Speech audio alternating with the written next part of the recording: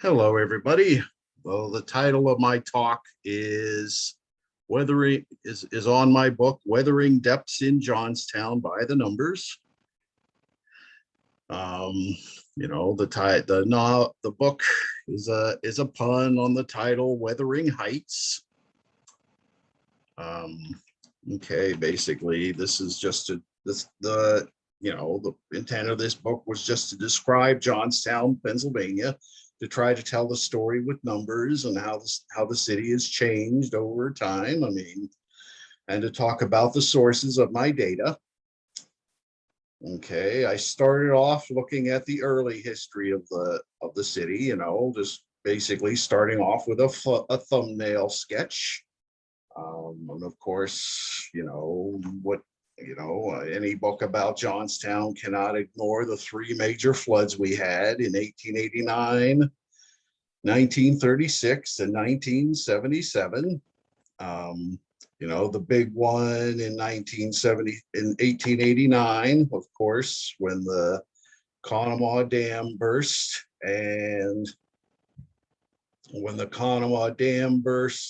and a big 40-foot high wall of water rushed into the city and killed 2,000 people. The 2,200, which is 700 more people than died on the Titanic. So that would make a great movie for James Cameron if he's interested. Okay, of course, I basically, the sources for the early information was just a lot of books. There's lots of books written about the flood and sort of the early labor history of the area. And the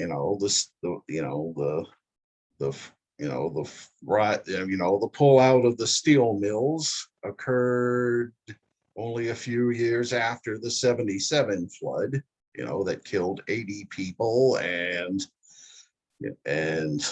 of course, like in this graph right here, I'm just looking at unemployment trends.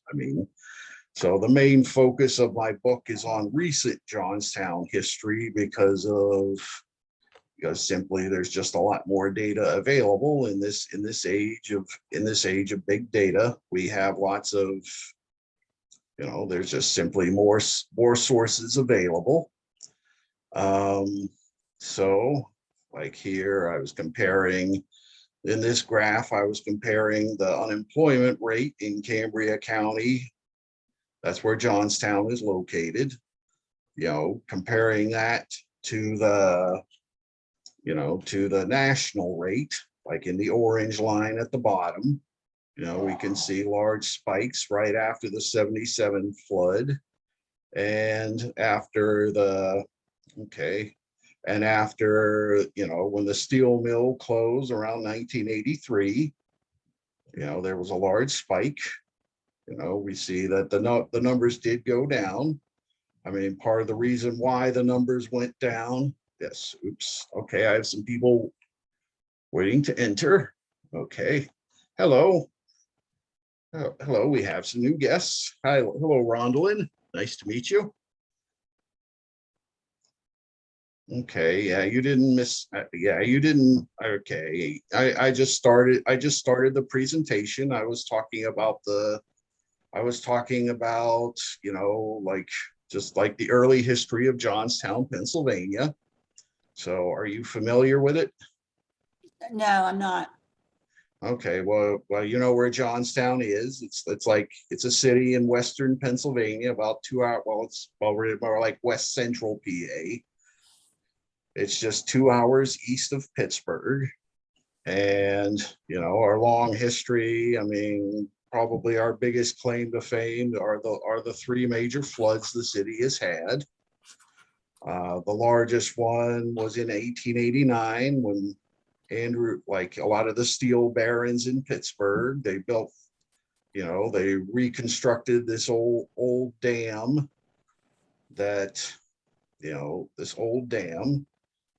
and let me go back in my presentation. Here's this is, the cover of my book is a play on a famous photo from the 1889 flood, where they built this dam to have their own like fishing and hunting club north of the city, but they never consulted an engineer, and the dam burst in May 31st, 1889. And this 40-foot high wall of water rushed into the city and killed 2,200 people, which is about 700 more people than died on the Titanic. And that's like this photo here. That's the cover art for my book.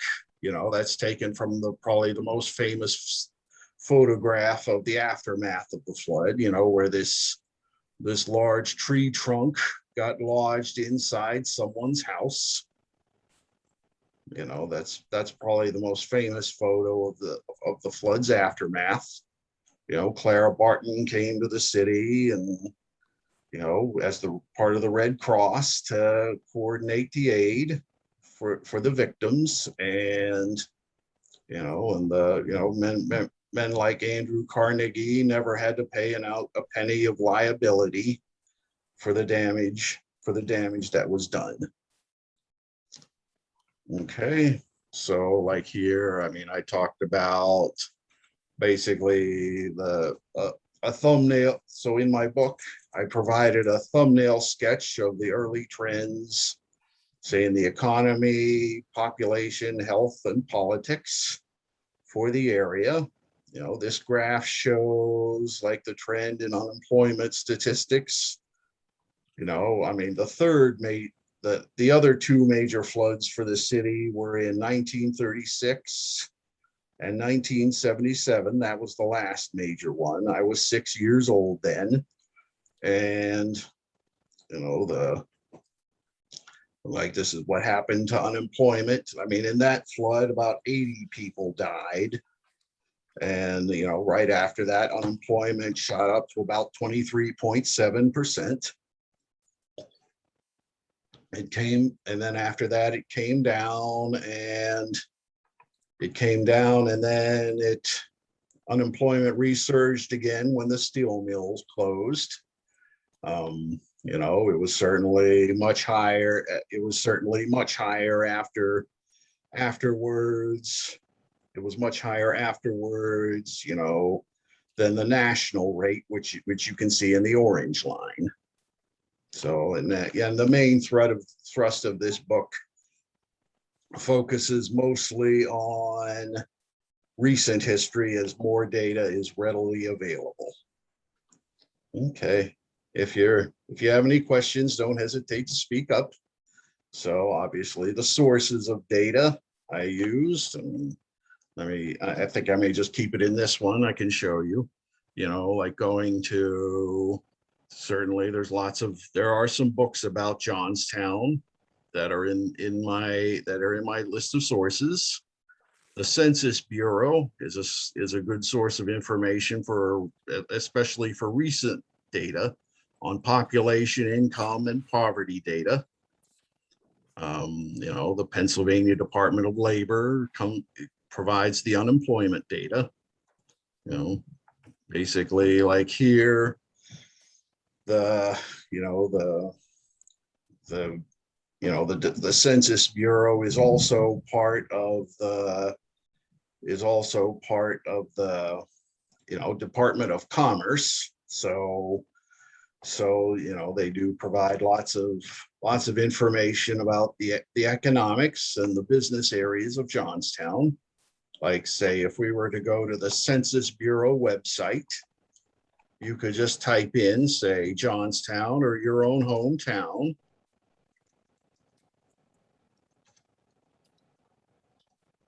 PA. Let's see here. If you click here. Let me see. Sorry, just being a little slow right now. Okay.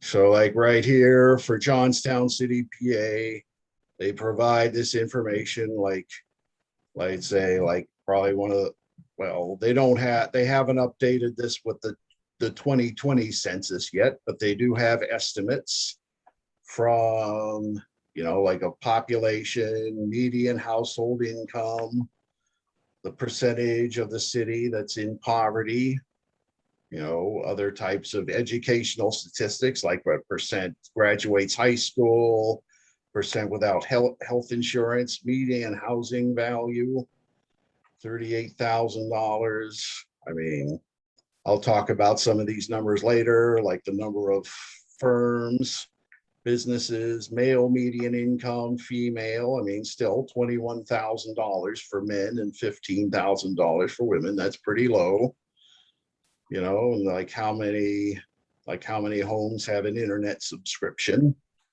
So yes, these are just some of the information that the Census Bureau freely provides. So yeah, like here, these are recent unemployment statistics for the area.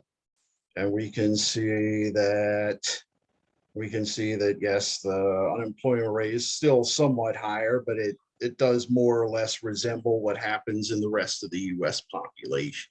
Of the US, it still more or less mirrors the US population than it did in the 70s and 80s. And one of the reasons why the unemployment rate has come down is that just simply a lot of unemployed people who live in the area just simply left the area. And, that's what brought the rates down. Another good source of information, this is, one that's freely available is called County Health Rankings. That's a project of the Robert Wood Johnson Foundation, which ranks every single county in the US on health outcomes and health factors, intended to provide a guide for local leaders and nonprofits. So basically, they gathered more than 60 different government statistics to describe the health. Oops, somebody else is joining us. Okay, I am hello. All right, just saying hello. Okay, hello, Jennifer. Nice to see you. Okay, I've already started the presentation. Okay, this is being recorded in case you missed the first few slides. Okay, well, all right, well, I'm just going to continue with the lecture. Okay, so now, yes, county health rankings. So they gathered more than 60 government statistics to describe the health, population, and social and economic variables of each county in the US. That's over 3,000 of them. So they rank each county within each state with respect to health outcomes and health factors. So for me, the individual statistics are probably more interesting and revealing than the overall rankings for the county. So like here, you can go to the County Health Rankings website. Like you can look up your county. Let me see here. All right, I don't know,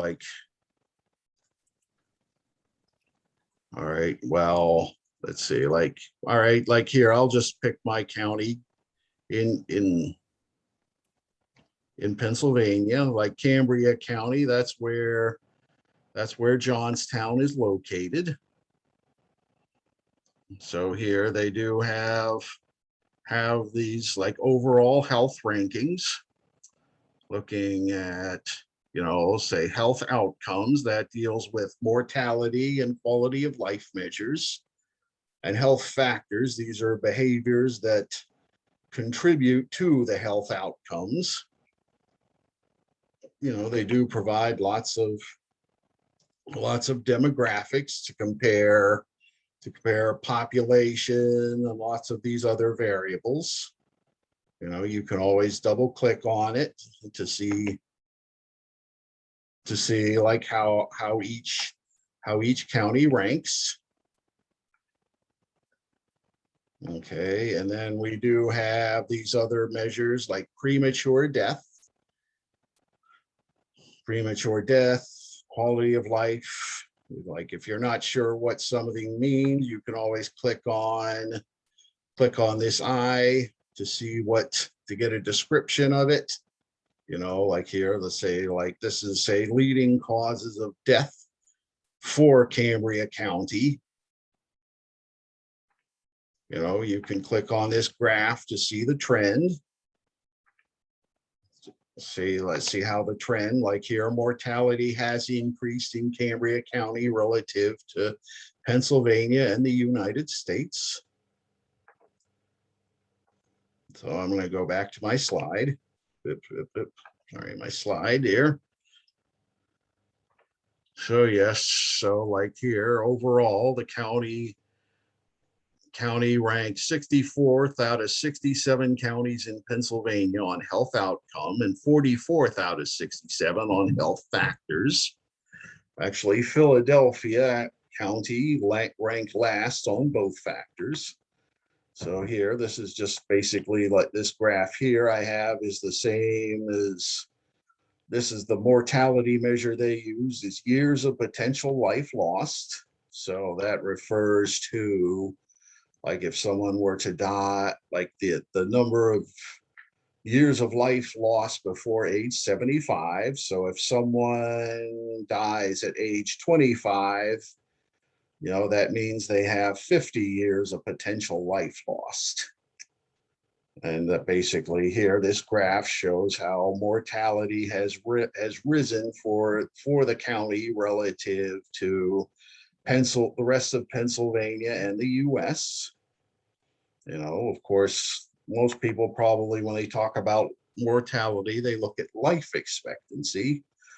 And, looking at life expectancy, we can see that for Cambria County, yes, overall life expectancy is lower. For Caucasians, it is lower compared to the rest of Pennsylvania and the US. But this gap is even larger for African Americans. They're about 65. Average life expectancy in 2017 was 65.6 years, which is almost 10 years shorter than it is for African Americans nationwide. Hispanics actually in the county and in the US do tend to live longer than actually, they tend to live longer than Caucasians or African Americans, because of this wide discrepancy. Most people might point to the opioid epidemic as a reason for that, but I went into like Overdose Free PA, like that's another website you can look at to get information about, well, this is just for Pennsylvania. Overdose Free PA. This is run by the University of Pittsburgh. It does provide mortality data. This does provide mortality data for drugs. You can look like the death data overview. So you can see quarterly trends. This is for Pennsylvania and for different types of drugs. Okay, so basically, according to Overdose Free PA, 90% of the drug overdose deaths in the county were actually Caucasian, and they were in their mid-20s, and about 59% of African Americans live, well, they do live within the city of limits of Johnstown, and so for the county, there's also a high rate of child mortality amongst African Americans. That's almost like, well, many-fold increase. I can't think of I can't remember how much higher it is, but, and then I'd say, well, 7 or 8-fold higher, and that was the rate for child mortality was by far the highest rate in the state. And so here's some other clues looking at health. This is for the health factors measure, like 16% of African American births were low birth weight. which was higher than Caucasians or Hispanics. The teen birth rate was also higher. There was a higher rate for preventable hospital stays for African Americans, and only 34% of African Americans received flu vaccinations compared to 38% of Asians and 46% for Hispanics. They were also lower for that measure. And then, I'm going into other things such as mammograms, African American children, the child poverty rate, median income for African Americans, and this is for the county as a whole, was only 17,000 compared to 35 for Hispanics and 45 for Caucasians. And then you can see there's also a high county homicide rate for African Americans compared to Caucasians. So, and then I go into all these other measures too, which are all rather depressing, like the injury death rate, firearm fatalities. So I also compared the poverty rate. This is just for the city limits of Johnstown compared to the rest of Cambria County, and the state in the US. They're all virtually identical. And, basically the book, it's not all like depressing statistics. I did talk about individuals that were working to improve the quality of life in the area, given these other types of organizations. I devoted one chapter, looking at these are the top nonprofit corporations. I mean, Concurrent Technologies is actually a defense contractor in the area that our Congressman Jack Murtha brought to the area. The rest are human service organizations. I did talk about how, our county, for a long time, it was a fairly reliable Democratic county in presidential elections. It had gone for the Democratic presidential candidate in every election from 1960 until 2020. And then after that, it became relatively equal between the parties. But in the 2016 and 2020 elections, it had gone 67% and 68% in both elections for Trump over Hillary Clinton and Joe Biden. But however, if we go and look at the numbers for Johnstown, Hillary Clinton and Joe Biden, they both actually won the city proper, mostly because of a larger African-American presence in the city. I also looked at other types of, I also did like a survey looking at say local authors and just in the immediate area of Johnstown. I looked at, let's say, documentary filmmakers. I looked at,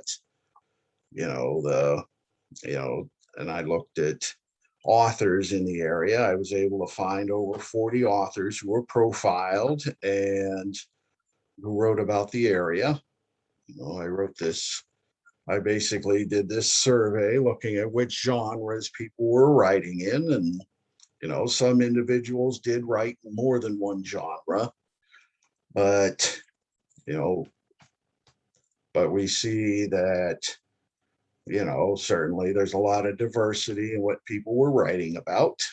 I didn't include my book in that total. So people ask me about the future of the area. I certainly don't have all the area answers for the future of the area. I do know that unless there's a major infusion of capital, that the area may not return to its former glory in the from 1920 until the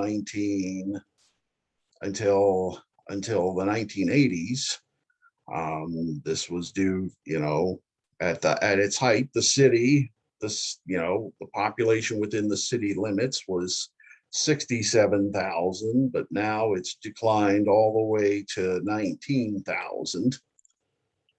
So, and then, of course, as I was finishing this book, the coronavirus was beginning, and I did look at changes in the rates of coronavirus transmission, and look at how Cambria ranked in terms of cases and mortality. That basically the area has been hard hit, and it does lag behind the rest of the state in terms of full vaccinations. So this coronavirus is now going on top of all these other measures I had talked about. Okay, well, does anybody have any questions?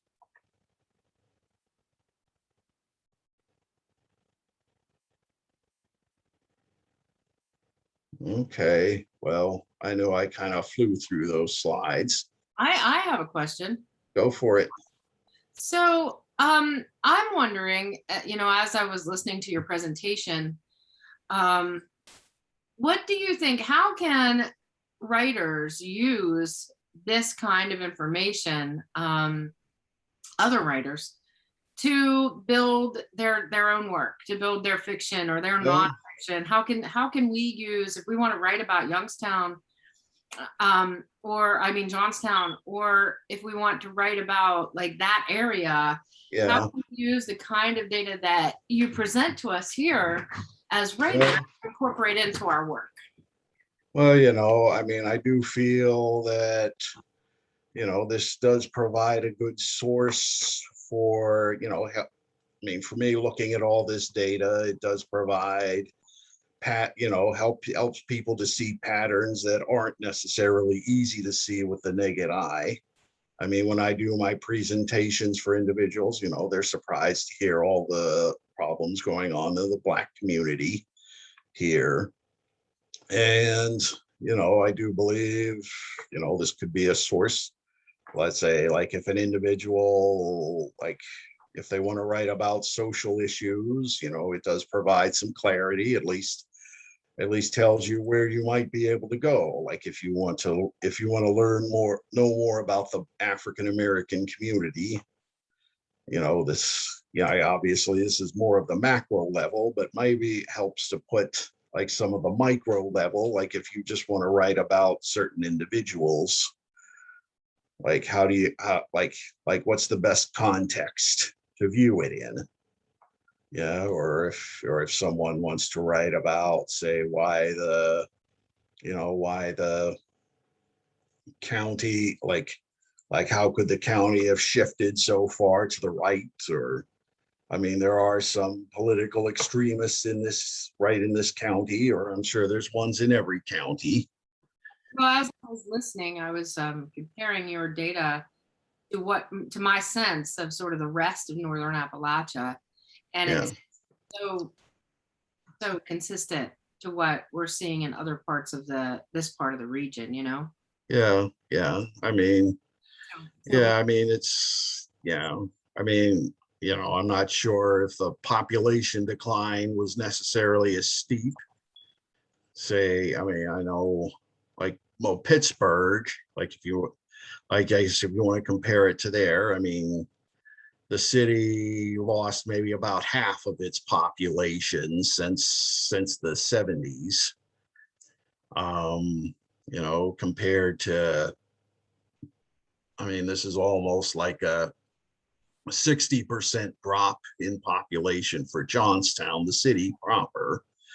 So, the population decline in the suburbs was somewhat smaller, but still it's starting to catch up. I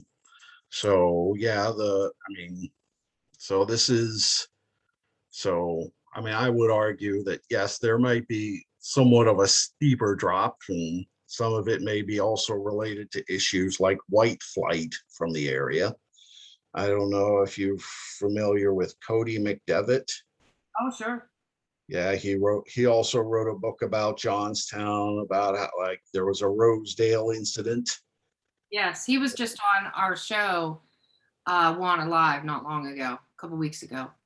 Okay, yeah, I know he wrote about how, there was an incident in the 1920s where an African American shot and killed 3 police officers, and basically African Americans who were there just kind of were run out of town, and African Americans and Mexicans who came there to work in the mills, during, like right during World War One. And, they were forced to leave. African Americans who lived there before were allowed to stay. Wow. And yeah, and then, but, like, interestingly, the incident, I mean, it received national attention at the time, but it didn't stop African Americans from moving to the area, but Mexicans did. They stopped coming there in large numbers. Yeah, I mean, I can't speak for a lot of the other cities in terms of direct numbers, but I know Wheeling, at the height of our population, we were at 61,000 people, and right now about 27,000 people that live in Wheeling. So Okay, yeah, maybe a little less than, maybe about more than half. Yeah, I'm sure maybe you could find certain cities, but yeah. I was focused on that, plus the big gap in African American life expectancy. I mean, that's, And I don't know that information about our community. yeah. That really, Yeah, well, actually, we could probably do that right now. What county do you live in? I could do that with like Ohio. it's Ohio County. Okay. All right, I'm gonna go back to the home. We can look up your county, see what it says. Okay, you said Ohio County, West Virginia, Ohio, let me see here. I wonder, do you have to look up the county? I guess you do, yeah. Okay, well, let's see here, maybe. Okay. All right, that's Ohio County right there. Yes. Okay, I brought that up. Well, actually, the rankings are pretty high for your county, actually. I mean, Cambria County, where I live, was pretty low, but the devil can always be in the details. Like, Absolutely. okay, well, I mean, so like here, they do have a comparison. They use years of potential life loss. That can be a little trickier to explain. Like this is, I don't know if you heard the part where I explained years of potential life lost. Yes, yeah, I did hear you. Okay, so this refers to when someone, well, for those of you who missed that part, like if someone dies at age 25, this is say like the years of life lost before age 75. So if somebody dies at age 25, they have 50 years of potential life lost. Okay, I can bring up this graph. Let me hide it so I can see it. So here, this is West Virginia. So with the triangles, the big circles, that's your county. So it does seem to show an increase in mortality in recent years. I mean, this is, of course, is before coronavirus. Yes. And, there is also maybe a slight increase, say from 97 all the way up to, well, 10,007. That's maybe about another 1,000 years of potential life loss. So yes, there is an increase in your county as well. Like here.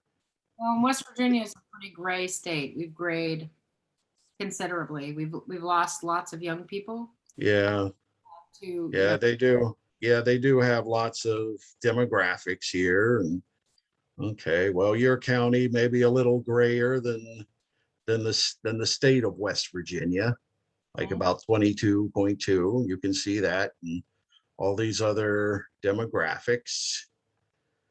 Um, like here, like you say, suppose we want to, if we want to look at, say, life expectancy for your count. Let me go back. Okay, let's see. All right, if we look at Ohio County, so here, okay, 75.8 years is your county. Okay, that's your count. That's where your county is. And okay, Ohio, about 73 years for African Americans and 75.8 for, so I mean, the gap between African Americans and Caucasians in your county is not as big as it is in mine. Yeah, definitely not. Wow. That is something definitely that should be noted. No question. Yeah. Oh, see here. Okay. And, like here, they do have lots of other health, basically all these other things, that are related to, you have, say, low birth weight babies. Okay, that's pretty close to the state rate.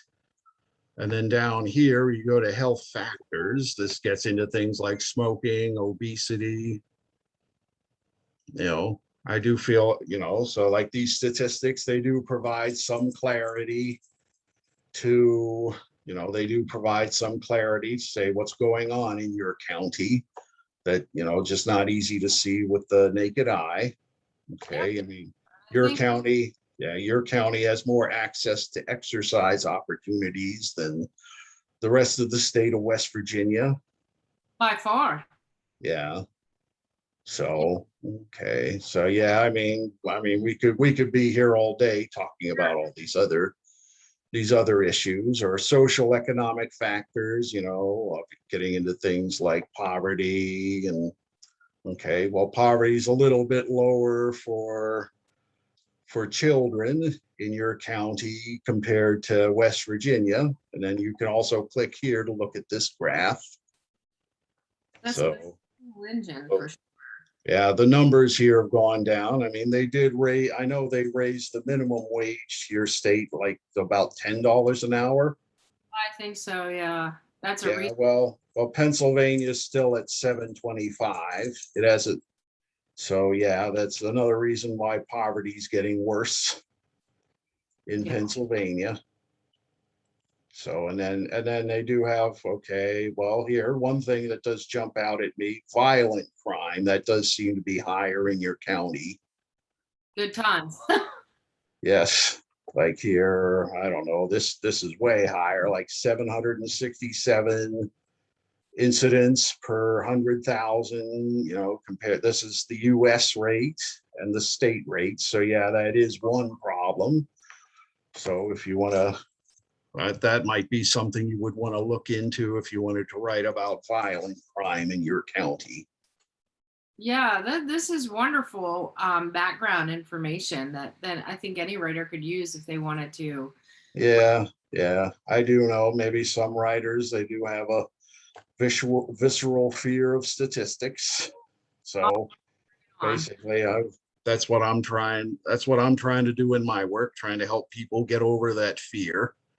But it does provide lots of clarity. For sure.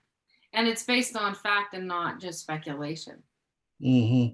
Yeah. I mean, of course, you do have to consider the source. And, like some people would say, you can, some people would say there's lies, damn lies, and statistics, But let's see, somebody else joining us. And we're just about finished, but by all means, carry on the conversation. If Okay, Kyle sure. or Ronaldin have questions, we have about 7-ish more minutes of the session. I mean, I did hear part of your presentation, Rondalyn, about, using narrative in medicine, and like how doctors can have a better bedside manner.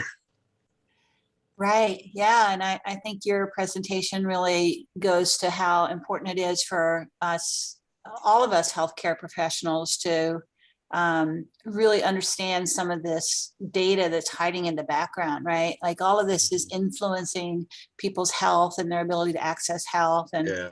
if we really understand sort of the press of context, right, up against people who are trying their very best to, be healthy, it tells a better story, don't you think? Mhm. Yeah, yeah. I Yeah. mean, certainly, they say artists, like artists, they're the ones who interpret the world. I mean, there was going back to say, like how they were like in say, like in London, in Victorian London in the 1850s and 1860s, they were able to stop an epidemic of cholera, just by looking at the numbers and where the cases of cholera were coming from. And, they were able to stop the epidemic, while they knew at the same time, they knew nothing about germs. They didn't really know how germs caused the disease. So this is why a lot of this information can provide lots of clarity. So, Right. Right. okay. Well, thank Well, you. I'm going to go grab some coffee and go to that next session. What are you going to next? Do you know? honestly, I haven't thought about it. This morning I actually had to go get new tires on my car. I had a, was driving on a donut. So, Oh, yeah. Okay. so All I right. don't know. I'll go take a look and see. Okay. Well, I will make this presentation available online. I am recording it. So All righty. for people to see afterwards, but I do appreciate your coming in, and of course I would always like a bigger crowd, but I guess some people do have this visceral fear of statistics. Well, thanks, Paul. I'll see you in the next sessions. Okay, Bye-bye. thank you. Bye.